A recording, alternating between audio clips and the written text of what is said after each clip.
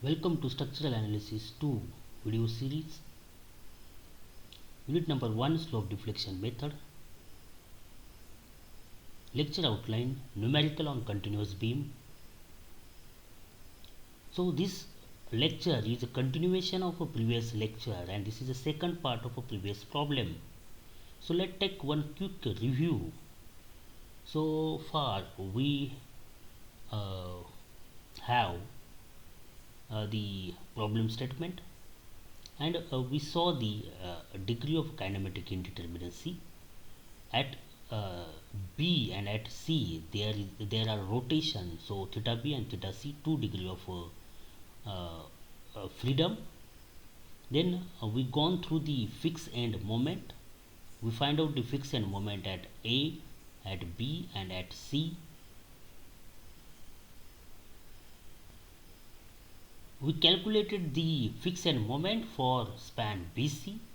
Then we applied the slope deflection equation for each span, and from that we having a end moment equation MAB and MBA for span AB. In previous video also we calculated the end moment for span BC, and the equations are for BC this one is equation, and for CP this is our equation. So these all things we covered in the previous lecture.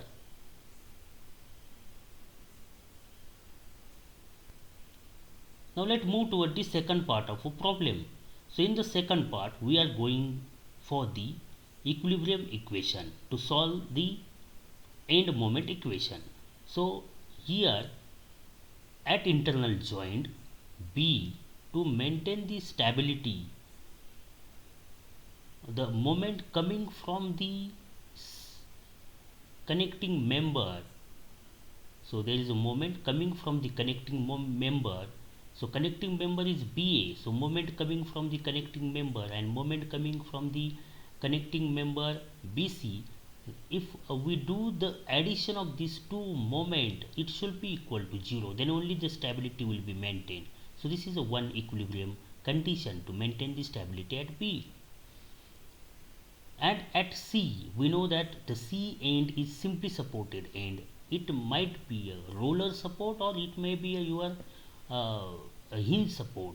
So when support is simply supported, in that case the moment is always 0. So these two conditions we have. First one is a moment at B, MBA plus MBC is equal to 0, and second condition, the end moment at simply supported end C, MCB is equal to 0. So these two are the equilibrium condition. Now why we need two equilibrium condition? Because we have two unknown, theta B and theta C, kinematic indeterminacy or a degree of freedom. So that's why we need two equilibrium equation. Now put the end moment in these equilibrium equation and find out the unknown. So let's put MBA is nothing but the minus 33.33 plus 0.80 EI theta B plus 5.63, and BC is nothing but the 1.5 EI theta B plus 0.75 EI theta C is equal to 0. Now let's put the, by solving we have equation in term of EI theta B and EI theta C as unknown is equal to 27.70. So this is the equation. Now putting the MCB is equal to 0. So MCB is nothing but the 0.75 EI theta B plus 1.5 EI theta C is equal to 16.88. Now by solving these two simultaneous equation, we have EI theta B is equal to 10.01 and EI theta C is equal to 6.25. Now put these two value in a end moment equation. Now put this value in end moment equation. First end moment equation is MAB is equal to 33.33 plus 0.40 EI theta B. Now we know that EI theta B is 10.01 and EI theta C is 6.25. So putting here we have MAB is equal to 37.33 kilonewton meter. Now equation of MBA that we know from the slope deflection equation, minus 33.33 plus 0.80 EI theta B. Putting the value of EI theta B as 10.01, we have MBA end moment BA is equal to minus 25.32 kilonewton meter. Now we have a second slope deflection equation for span BC, or third one, 5.63 plus 15 EI theta B plus 0.75 EI theta C. So putting the value of EI theta B and EI theta C, we have the MBC is equal to 25.33 kilonewton meter.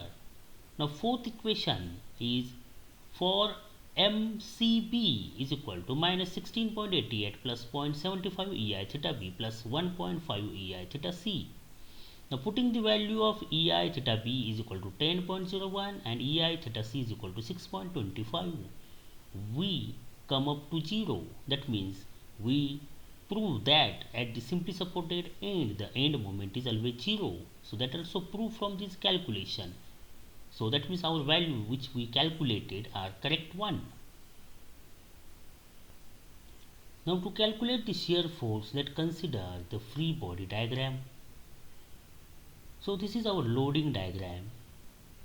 Now let's consider separate this AB span and BC span and find out the reaction due to the given loading. So on span AB there is a UDL 16 kN per meter. So 16 kN per meter divided by 5, we having a reaction at A as a 40 kN and at B 40 kN. Now consider second span BC. The load on BC is 30 kN. So let's find out by taking a moment. Now consider there is a reaction upward at B and upward at C. Now take a moment about B. So we having 30 into 3. This will rotate in a clockwise sense. So take a minus, and this will rotate in a anti-clockwise sense reaction about this B point. So you have to take it as a positive. So this reaction initially you have to consider as unknown. So let's say it is RC. So RC into 4, positive RC into 4 minus 30 into 3 is equal to 0. We will get value of RC is equal to 22.5 kiloton. Or this 30 into 3 become 90. 90 divided by whole span 4, we have a 22.5 kilonewton positive in upward direction. Doing summation Fy, we have a 7.5 kilonewton. Okay, so we having a reaction due to the loading now. Now in second step, let's consider the end moment that we were calculated. At A, the end moment is 37.33 kilonewton meter, which is positive, so anti-clockwise direction you have to show. At B, the end moment is negative, so we have to show it in a clockwise direction, make it correct and rotate in a clockwise sense. So it is like this, clockwise, and its value is 25.32 kilonewton meter. Now these are the end moment, those are not same, so there is unbalanced moment. So the reaction will be developed to maintain this unbalanced moment. So find out that reaction. How to find out? Very simple. Take a difference between these two end moment. So first take bigger moment 37.33 minus smaller moment 25.32 divided by span AB. Span is 5. So you will get value 2.40 kilonewton. Now this 2.40 kilonewton you have to locate below the maximum moment. So where is maximum moment? At for AB span at A. So below A moment locate the maximum force, and that force is 2.40 kilonewton. Now there is a question how to show the arrow for this force, up or down. So this arrow you have to show in such a way that when it will rotate, it will get add into the minimum moment which is at far end. So far end moment is 25.32 kilonewton, which is clockwise. So this arrow should be a clockwise. So make it off. So when it rotate, it will get added into minimum. Okay. Now after locating this force at opposite end, same magnitude you have to show, and its direction show opposite to this one. So its direction you have to show downward, and magnitude keep same, so it will form a couple. Okay, so it again 2.40 kilonewton. Now let consider next span BC. Now its moment is at B is positive, that means anti-clockwise sense you have to show 25.32 kilonewton meter, and at C there is a simply supported end, so moment will be 0. Now find out reaction. Now there is unbalanced moment. Here should be moment and it should be of same magnitude, but it is not there. So reaction will be developed. Now how to find out that reaction? 25.32 divided by span. Span is 4. So you will get 6.33 kilonewton. Now this 6.33 kilonewton you have to show below the maximum moment. Where is maximum moment? At B or at C? At B moment is maximum. So below that moment you have to show the value of 6.33. Now how to show the arrow? Now this arrow should be up or down. It depends upon the moment, sign of a moment, end moment at B. Now end moment at B is in anti-clockwise sense. To make a balance it at far end, there should be moment in a clockwise sense. So to get the clockwise moment, this arrow should be up or down. This arrow should be up. So when it rotate, it will create clockwise moment at this C. That's why you have to show up. Once it is completed, same magnitude you have to show at far end, and direction you have to show in downward direction. So it will form a couple. Okay. So these are the reaction due to the unbalanced moment. Then finally you have to add the moment due to the loading and reaction due to the loading and reaction due to the unbalanced moment. So plus 40 plus 2.40 become 42.40 kilonewton, plus 40 kilonewton plus this minus this downward, that's why minus 2.40 kilonewton become 37.60 kilonewton. Now next reaction due to loading 7.5 kilonewton, and reaction due to the moment plus 7.5 up, that's why this one is also up, so plus 6.33 kilonewton become total become plus 13.83 kilonewton. And at end C, the reaction due to the load 22.5 kilonewton positive, and minus this is down, so take minus 6.33 kilonewton, and total is positive 16.17 kilonewton. So these are the reaction which come up due to the loading and due to the unbalanced moment.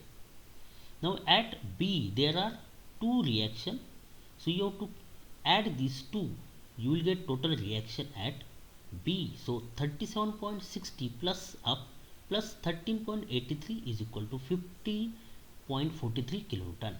Okay, so these are the reaction or shear force at the A, B and C end.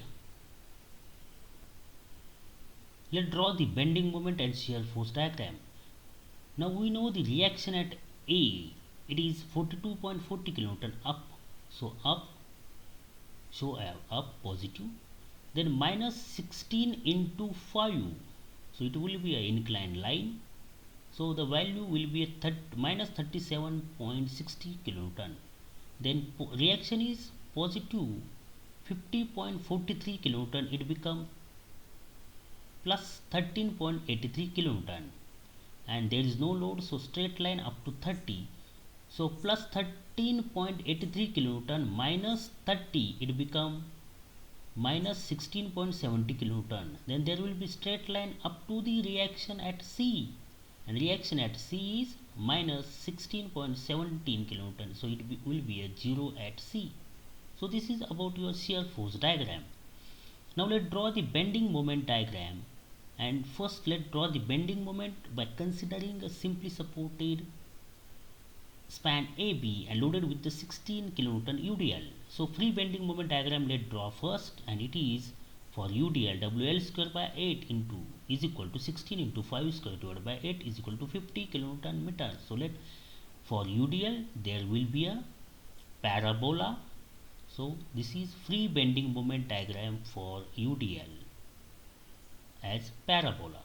Now next is there is a point load. Let's consider simply supported span BC and find out free bending moment diagram for 30 kilonewton point load, and the back how to find out it is WAB by L. So is equal to 30 into 3 into 1 divided by 4 is equal to 22.5 kilonewton meter, and it will be in triangular fashion.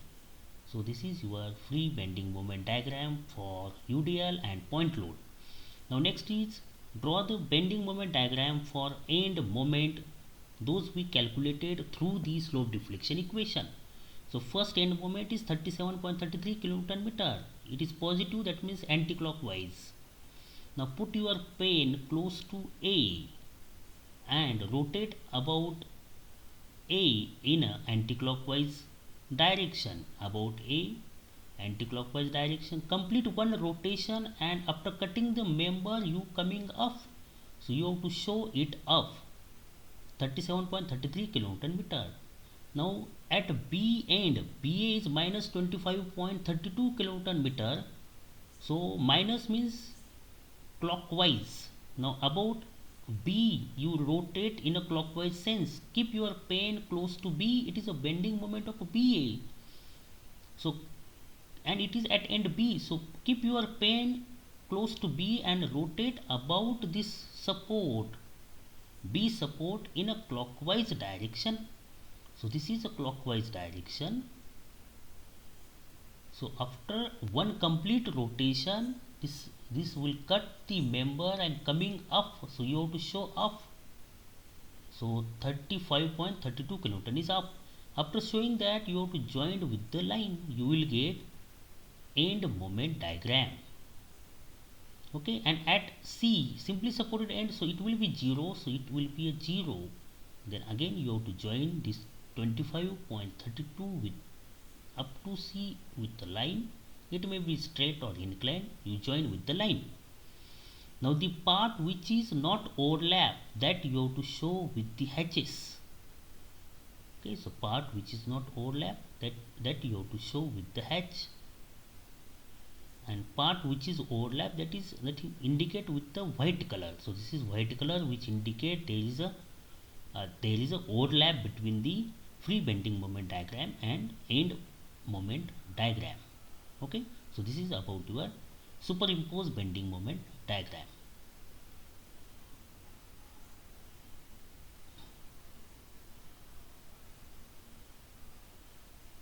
Okay, thank you.